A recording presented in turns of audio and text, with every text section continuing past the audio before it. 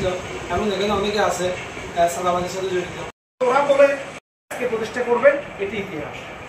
এটা যখন নিউজ আসবে, এটা যখন টিভি চ্যানেলে আসবে, দেখবেন এটা কারা করছে সব জানাশোনা হয়ে যাবে। তো তখন কিন্তু আপনাদেরকে বলবে যে আমি চেয়েছিলাম একটা ক্লাব করতে, আমি এভাবে আগাইছিলাম, আমি 2000 সালে উদ্যোগ নিয়েছিলাম, বিভিন্ন কথা আসবে যেভাবে এসেছে পটিয়া ক্লাব। আমি যখন ঢাকা উত্তরা ক্লাবের সেক্রেটারি ছিলাম, আমি আলাদা ইসলামিক উত্তরা শাখায় ছিলাম 8 বছর। উত্তরা ক্লাবের সেক্রেটারি থাকা অবস্থায় আমার মনের মধ্যে একটা স্বপ্ন জেগেছিল যে এখানে কাজগুলো অনেক সুন্দর এবং এখানে থেকে লিডারশিপ তৈরি হয়, এখান থেকে মানুষের সেবা করার একটা সুযোগ আছে এবং একটা নন পলিটিক্যাল অর্গানাইজেশন বিভিন্ন পেশা বিভিন্ন রাজনৈতিক দল একটা সংমিশ্রণ থাকে। এই সংগঠনটা যদি আমি পটিয়াতে করতে পারি তাহলে আমাদের পটিয়াটা অনেক দূর আগাবে এবং সামগ্রিকভাবে পটিয়ার উন্নয়ন হবে। এই চিন্তা ভাবনা নিয়ে 2017 সালে চিন্তা করছি আমি পটিয়াতে ক্লাব করব এবং আল্লাহ রহমতে 2021 সালে আমি ট্রান্সফার হয়েছি প্রথমে চিটংয়ে মুরাদপুর ব্রাঞ্চ। মুরাদপুরে এসে বারোলিয়া ক্লাবের মধ্যে যোগ দিয়েছি। বারোলিয়া ক্লাবের মধ্যে আমি 1 বছর 13 বছর মতো কাজ করেছি। বারোলিয়া ক্লাবের কাজ শেষ করে ওখান থেকে আমি স্পন্সর নিয়ে বারোলিয়া ক্লাবের স্পন্সরে আমরা পটিয়া ক্লাব মাউন্টিং করছি। যে আমার পরিকল্পনা আজকে পটিয়া ক্লাবের 21 সাল থেকে আজকে পর্যন্ত পটিয়া ক্লাবের মধ্যে সকল রাজনৈতিক দলের নেতৃবৃন্দ আছে, সিনিয়র নেতাও আছে। তো যারা এই যে একটু আগে আপনাকে বলছিল এই ক্লাবের মধ্যে কোনো রাজনীতি নেই।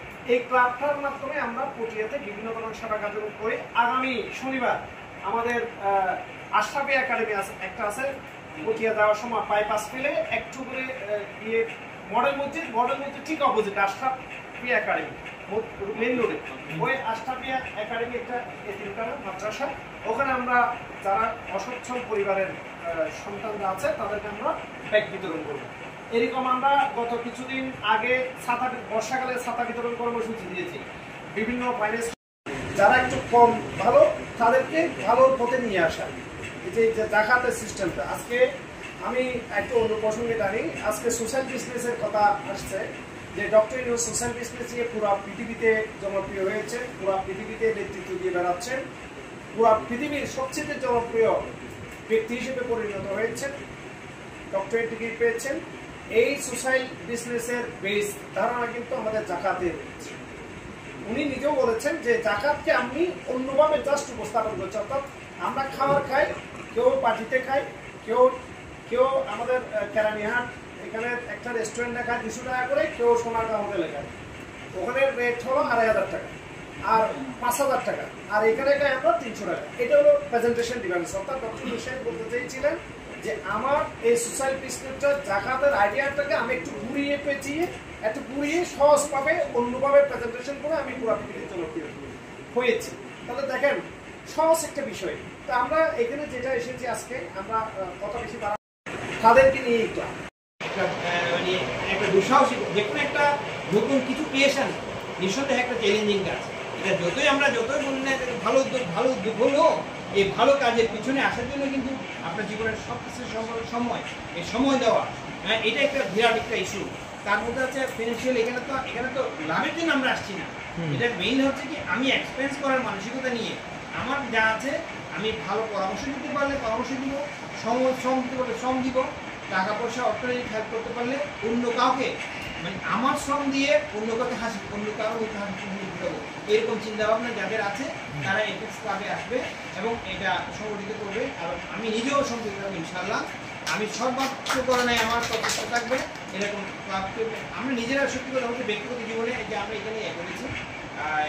এটা তো একটা ইন্টারন্যাশনাল অর্গানাইজেশন, এটার মাধ্যমে করতে পারলে আর ভালো। এই সুযোগটা আমাদের সৃষ্টি হতে যাচ্ছে। আমরা নিজেরা কিন্তু কয়েকজন মিলে আপনার স্কুল করেছিলাম, কেজি স্কুল। এটা করোনার সময় প্রায় 18 বছর পরে, অনেক বছর পরে আমাদের বাচ্চারা ইউনিভার্সিটি থেকে পাস করা মডার্ন কিন্ডারগার্টেন, সেটা বন্ধ হয়ে গেছে করোনার সময়। এখন সাথে পাবলিক স্কুলে কলেজ করেছি, এটা এক্সিকিউটিভ নির্বাহী করতে হোক আমরা ওয়ান অফ দেম, হ্যাঁ, ওটাও আমরা কয়েকজন মিলে করেছি।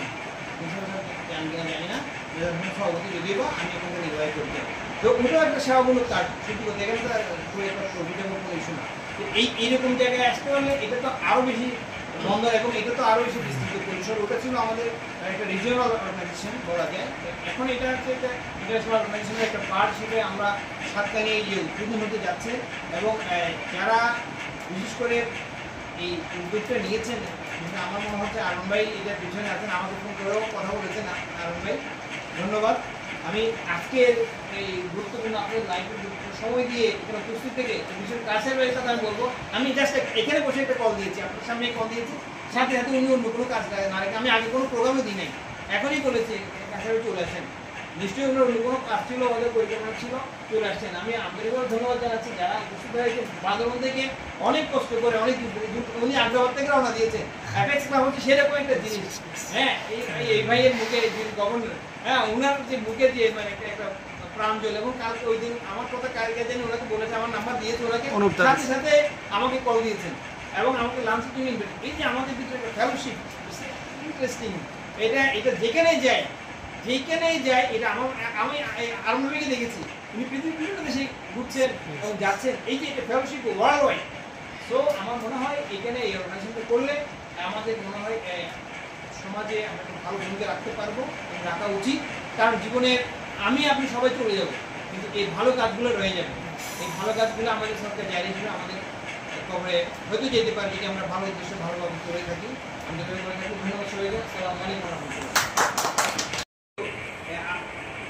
আরুন ভাই, অর্পণ ভাই এবং ভাই ওদেরকে দেখে এখন মানে সেই স্মৃতিগুলো মনে করতেছে, এবং আরুনের সাথে বেশি বলি থাকতো, মানে আমি চলে আসার পরেও মনে হয় না যে আমি মানে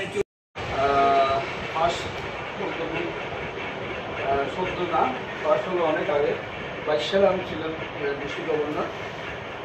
তো আমাদের কাজটা আগে বলি, আমাদের কাজটা হলো সার্ভিস, সিটিজেনশিপ অ্যান্ড ফেলোশিপ, এই তিনটে মোটো নিয়ে আমাদের কাজ। এখানে কোনো রাজনীতির ছায়া নেই, রাজনীতির কোনো শক্তি নেই, কোনো আমরা হয়তো এক একজন এক এক পলিটিক্যালের সাথে জড়িত, কিন্তু আমরা যখন অ্যাপেক্সে আসি সবাই এক হয়ে যায়। এখানে আমরা সবাই ভাই আমরা সবাই মিলে আমরা চাই এই অ্যাপেক্সকে আরেকটু সমৃদ্ধ করতে। যেমন আমরা অ্যাপেক্স ক্লাব পটিয়ায় আছি, আমরা পটিয়াকে একদম বাংলাদেশের কানাচে আমাদের অ্যাপেক্স ক্লাব পটিয়া বলেছি। এটা তো যেমন আমি একজন পার্সন, আমি লেখা থাকি, কিন্তু আমার পরিস্থিতিটা অ্যাপেক্স ক্লাব পটিয়ার জন্য। আপনারা যদি এরকম একটা ক্লাব এখানে প্রতিষ্ঠা করেন, আমরা থাকবো, পাশে থাকবো, আর আমাদের যেটা করণীয়, আমাদের যেটা দায়িত্ব, আমরা যেটা করার আমরা তো সাপোর্ট দিব ইনশাল্লাহ। আর পাশাপাশি এখানে বিশেষ করে প্রথম যেহেতু আমরা নতুন ক্লাব যেটা নাগরিকদের কথা বলি, আসলে বর্তমানে এনএসের দায়িত্ব আছে, এদের আসলে আমার চাকরি করি, আমার অফিস শেষ করে আসলে নামাজ পড়ে আমি রওনা দিয়েছি।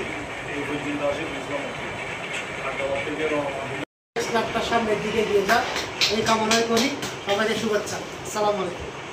ধন্যবাদ। এর মধ্যে আমি সংক্ষিপ্ত অ্যাপেক্স বাংলাদেশের আইডল, আমাদের সিনিয়র অ্যাপেক্সিয়ান, এই অ্যাপেক্স ডিস্ট্রিক্ট 3-এর ফার্স্ট ন্যাশনাল সার্ভিস ডাইরেক্টর মাধ্যমে ভ্রমণ সামাজিক সংগঠনগুলো নেতৃত্ব দিয়ে আসছি, কিন্তু অ্যাপেক্স ক্লাবের কার্যক্রমগুলো অ্যাপেক্স ক্লাবের সামাজিক যে বিষয়